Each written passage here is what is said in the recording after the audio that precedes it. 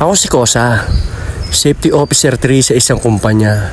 Oo, Safety Officer 3. Masarap ang buhay, palakad-lakad, pasita-sita lang, paupo-upo. Ganyan ang trabaho ko, araw-araw yun. Pero isang araw, naisipan ko mag-resign.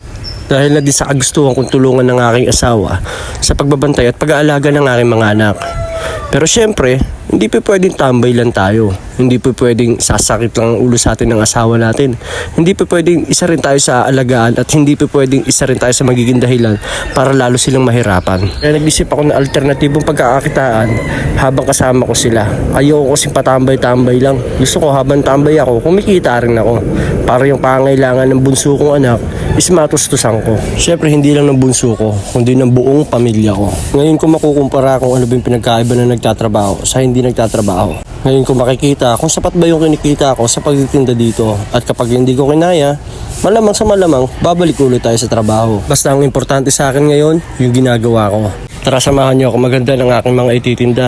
Ito nga pala yung sisig. Papakuluan ko siya. Nilagyan ko ng mga aromatics. Syempre sibuyas, bawang, laurel. Then pamintang buo, tsaka asin. Ngayon ipakukulaan na natin siya at antayin na lang natin siya lumambot. Tapos mamaya-maya ihiwain na rin natin yan para maiprito rin. Sisig rice nga pala binibenta ko. Syempre meron din pansit, hotdog, langgonisa at iba't iba pang pwedeng pang almusal. Buong maghapon nga pala ako nagtitinda dito sa pwesto ko. Dito lang yan makikita sa Dreamland Block 6. Kaya sa mga gustong tumikim ng aking mga masasarap na pagkain, punta na kayo dito, huwag kayong mahiya. May libre pa kayong kwento. Sa panahon ngayon hindi pa pwedeng patamad-tamad ka. Dahil mga taon tamad, yan yung mga madalas nagugutuman. Kawawa rin yung mga pamilya. Kaya kailangan sipag, huwag mong titigilan. Sipag lang na sipag. Tignan mo, tatama ka rin dyan. Ito nga pala yung atay ng manok na dinurog-durog ko na ihahalo ko sa sisig. Dapat utak yan, pero mas masarap kasi kapag atay eh. So ayan yung sisig natin, nakahanda na. At meron na rin tayo mga customer na nagdadatingan.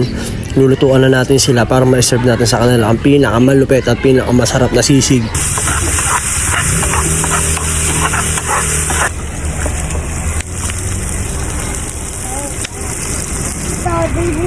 Masalos lahat ng bukledo daw kasi.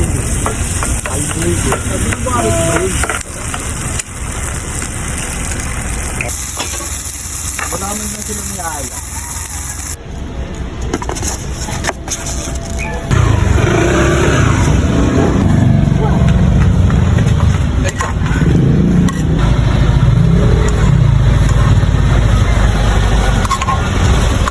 Ibo doon, baka lang juka.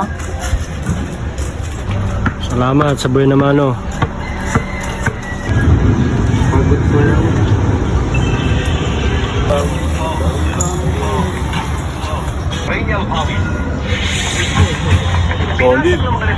Satisfied customer. Sima. Na mga ano natin. Mga customer natin si Superfly.